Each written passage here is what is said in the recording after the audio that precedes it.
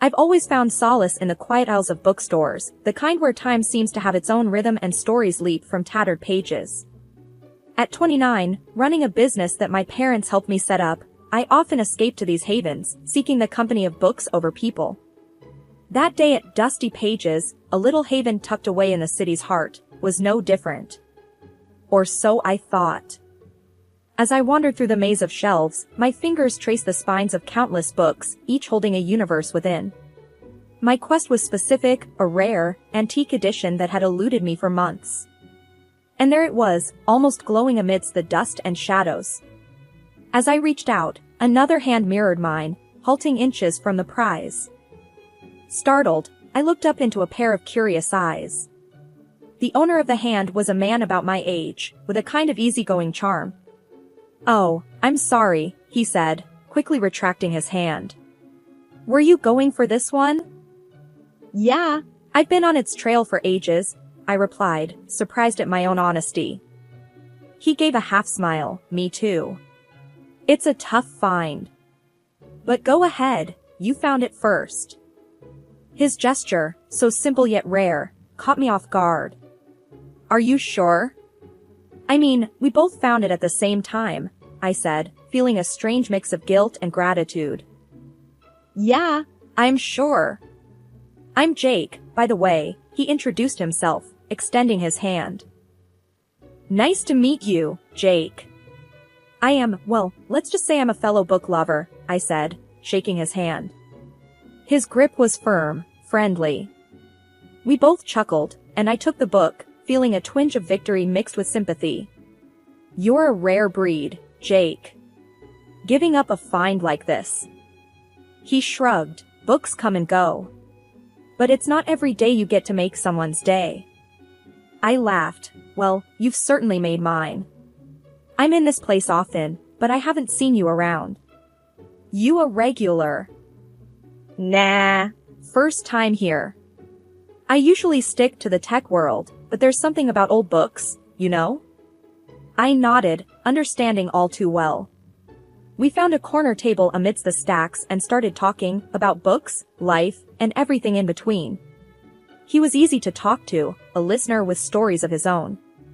He was curious about my business, but I dodged the topic, not ready to delve into the whole successful businesswoman with family support narrative just yet. Hours slipped by like minutes as we talked. I learned about his tech job, his love for hiking, and his surprisingly good taste in old movies. In turn, I shared my love for antique books, my random adventures, and my guilty pleasure of bad reality TV shows. As the bookstore began to dim its lights, signaling closing time, we exchanged numbers. "It was really great meeting you, Jake. Maybe we can do this again, talk more about books, or anything else," I said, feeling a connection I hadn't anticipated. "Absolutely," he replied, his smile genuine. "I'll hold you to that. And maybe next time, I'll find the book first." After several months of dating Jake, the inevitable happened, meeting his family. He'd warned me about them, how they were a bit, well, let's just say they had their quirks. He was especially worried about them finding out about my business and the money situation. So, I decided to play it down, saying I was a freelancer. Just a simple girl writing articles, nothing fancy. We drove to his parents' house one Sunday. It was a modest home, the kind that had seen better days. The moment we walked in, I felt the weight of their eyes sizing me up. "Mom, Dad, this is..." Jake started. "I'm Sarah," I cut in, offering a smile that felt more like a shield. His mom, a stern-looking woman with a permanent frown, gave me a once-over. "Sarah, huh? And what is it you do?" "I'm a freelance writer. I write articles for websites," I replied, trying to sound as humble as possible. His dad, a quiet man with a knack for disappearing into the background, just nodded. But it was Jake's sister, Linda, who spoke next. "A freelancer? So, like, you don't have a real job?" Linda's voice dripped with a mix of curiosity and disdain. I felt Jake's hand tighten around mine, a silent plea for patience. "Well, it pays the bills." "It's honest work," I said, keeping my tone light. Linda snorted. Sounds more like freeloading to me. Bet you're just waiting to latch onto Jake's income. Dinner was an awkward affair. His parents made small talk, asking Jake about his work, barely acknowledging my presence.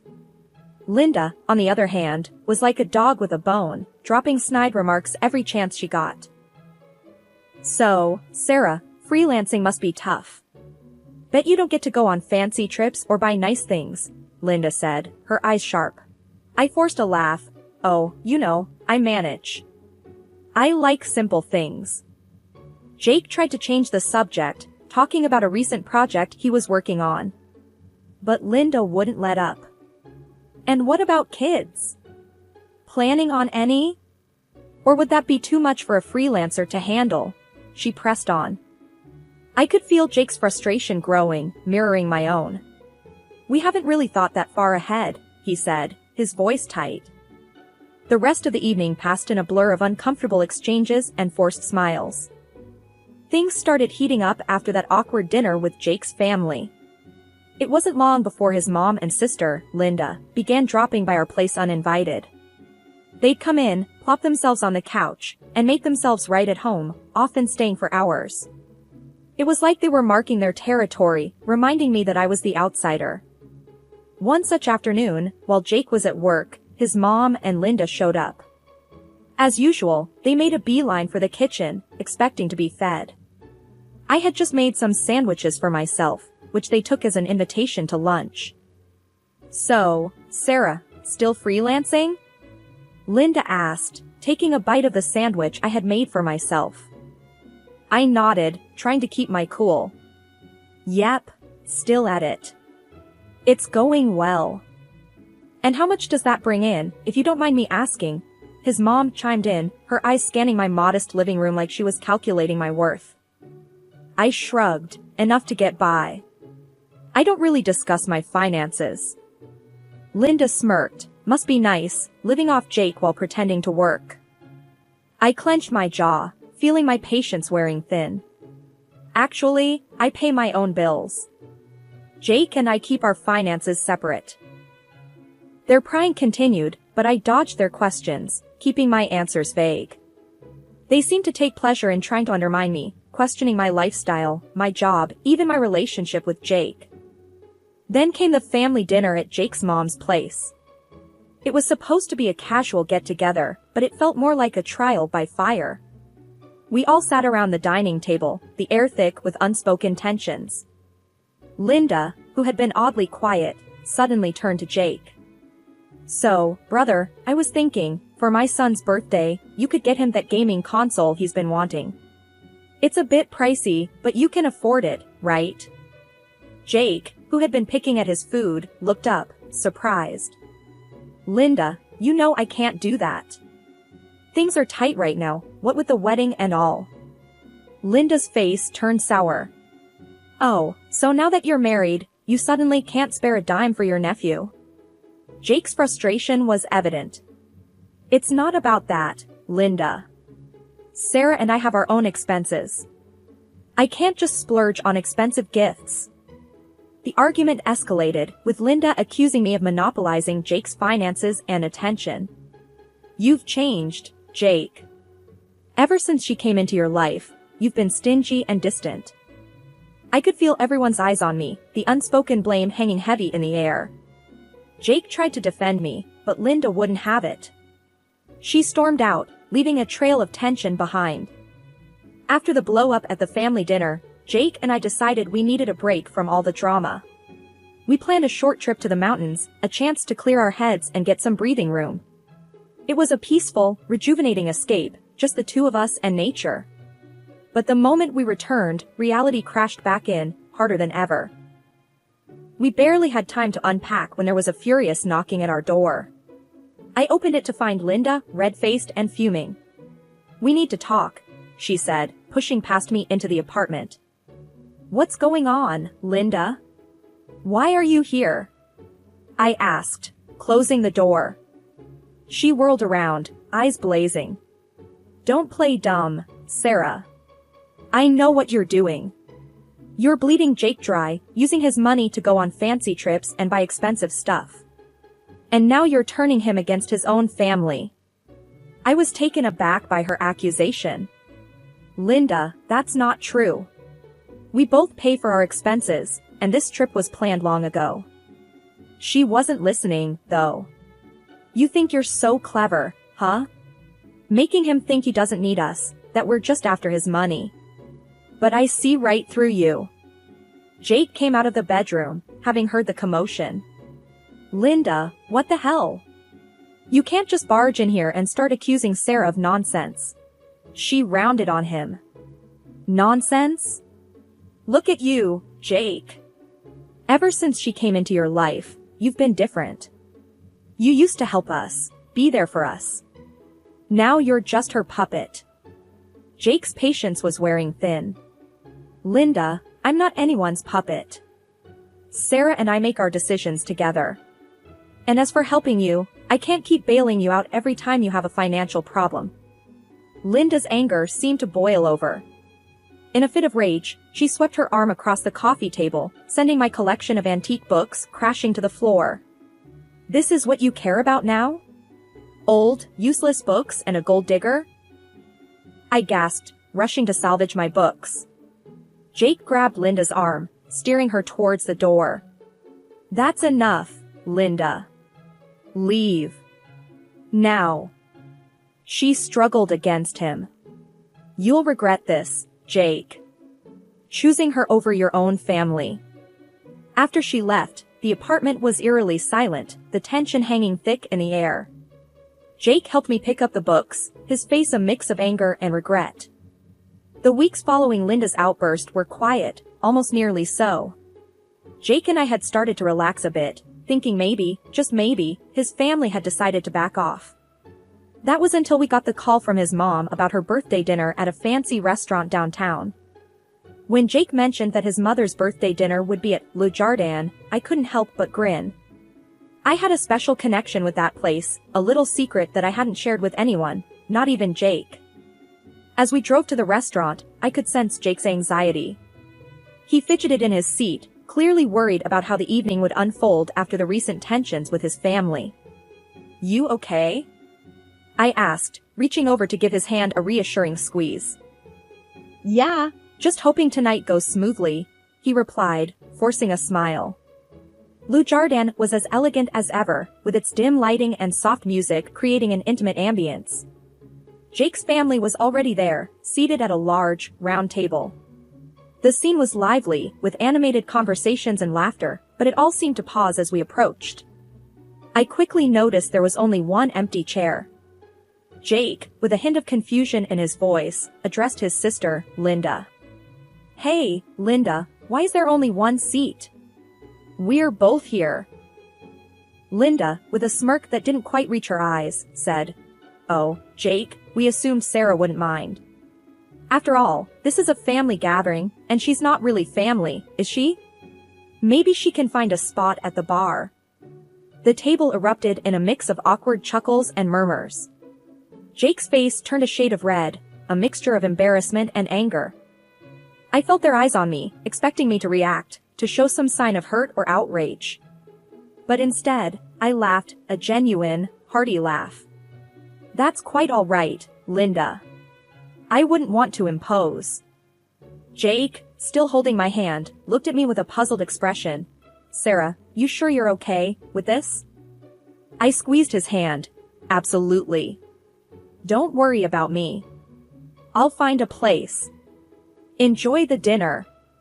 As I stepped away from the table, I could feel their eyes on me, a mix of surprise and uncertainty in their gaze. I approached the restaurant manager, a familiar face, with a confident stride. Hi, John, seems there's a bit of a mix-up at our table. Could you find a spot for me? I asked, my tone light but firm. John's professional demeanor broke into a smile of recognition. Of course, Sarah. For the owner of Le Jardin, we always have the best table available. The words were loud enough for Jake's family to hear, and I glanced back to see their expressions shift from smug satisfaction to utter shock. Linda's and her mother's mouths hung open, their plan to belittle me backfiring spectacularly. As John led me to a beautifully set table in a prime location, I couldn't help but savor the moment. The irony of the situation was delicious, and their stunned faces were a sight to behold. Sitting at my own VIP table at Le Jardin, I couldn't help but feel a mix of triumph and amusement. Jake sat across from me, his expression still a mix of shock and pride. "Sarah, why didn't you tell me you own this place?" he asked, his eyes wide with curiosity. I shrugged, sipping my wine. I guess I never found the right moment. And, honestly, I wanted to keep some parts of my life just for me, at least for a little while. He laughed, shaking his head. "This is incredible. No wonder you weren't fazed by Linda's comment." Our meal was delightful, the food exquisite as always, but the real entertainment was the drama unfolding at the family table. Midway through our dinner, Linda and Jake's mom, with hesitant steps and awkward expressions, approached our table. "Sarah, we didn't know," Jake's mom stammered, clearly struggling to find the right words. "Yeah, about the restaurant, and you owning it," Linda added, her usual confidence deflated. I put down my fork, giving them a calm look. "It's okay. Not many people do. I prefer to keep my business affairs private." Jake's mom fidgeted, glancing at the other table where the rest of the family was pretending not to eavesdrop. I mean, about the bill tonight. We assumed you'd." I raised an eyebrow. "You assumed I'd pay because I own the place?" They both nodded, visibly uncomfortable. I could tell they were expecting me to bail them out of the awkward situation they had created for themselves. I leaned back in my chair, choosing my words carefully. "Well, as much as I'd love to treat everyone, I think it's important for us to stick to what was planned. It seems, someone said that I'm not a family member, right?" The look on their faces was a mix of surprise and embarrassment. Linda, usually so quick to speak, was at a loss for words. They returned to their table, their departure marked by a few curious glances from the other guests. Turning back to our meal, Jake let out a low whistle. "Well, that was something." I laughed, the tension from earlier completely diffused. "Just a typical dinner with your family, huh?" He nodded, his eyes still on his family's table. "You know, I'm starting to think these dinners are cursed." We finished our meal in peace, the atmosphere at our table starkly contrasting with the palpable tension at the family table. As we left the restaurant, I felt a sense of closure, like I had finally established my place in this complicated family dynamic. Their attempts to belittle me had backfired, and in revealing a part of my life I had kept private, I had gained an unexpected upper hand. The ride home from Le Jardin was filled with a mix of silence and soft music playing in the background.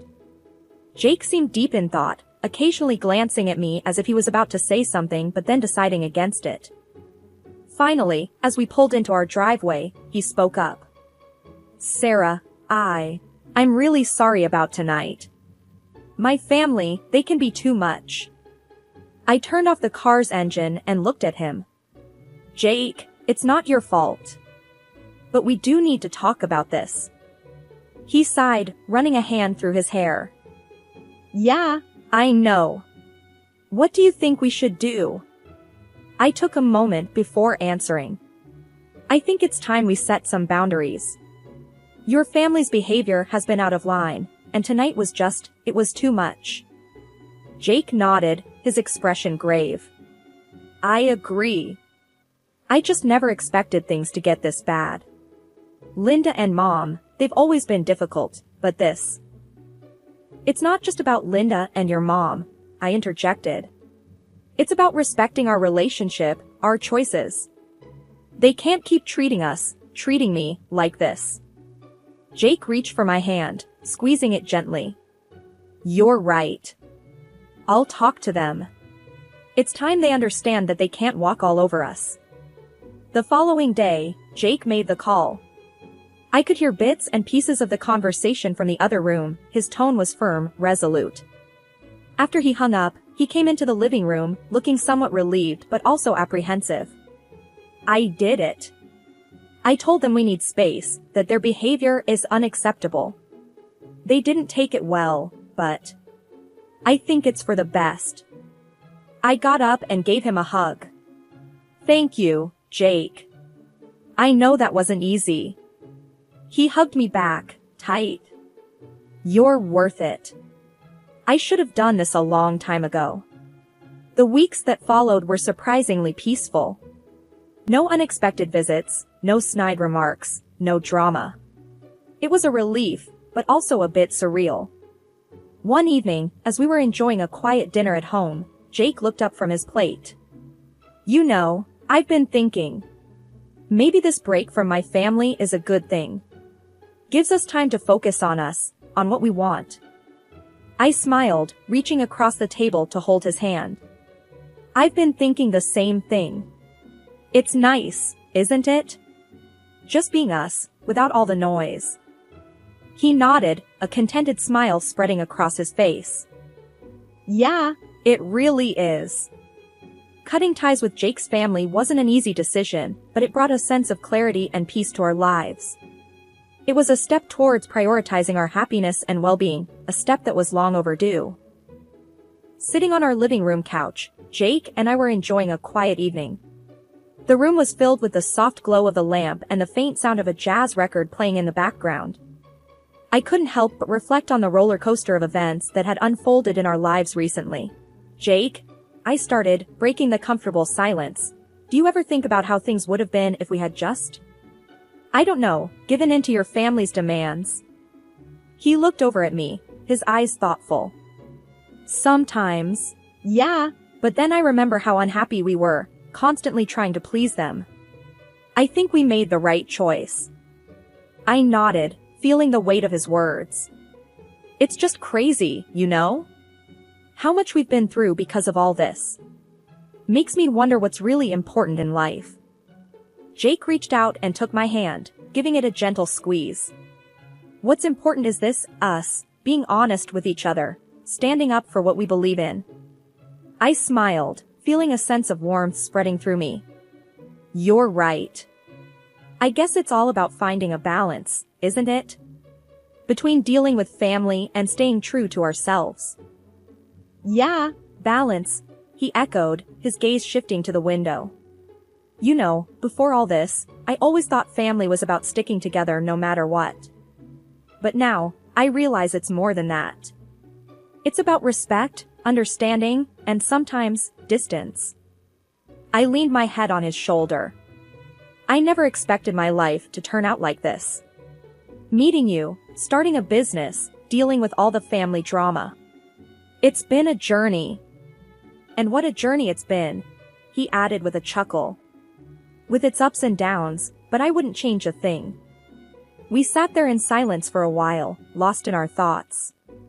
The challenges we had faced with his family had tested us in ways we never anticipated.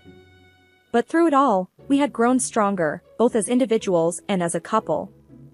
That evening, as we sat together, I realized that life is unpredictable and often challenging. But with the right person by your side, it's an adventure worth every moment. Our story wasn't just about dealing with difficult in-laws or running a successful business. It was about love, resilience, and the power of standing together against the odds.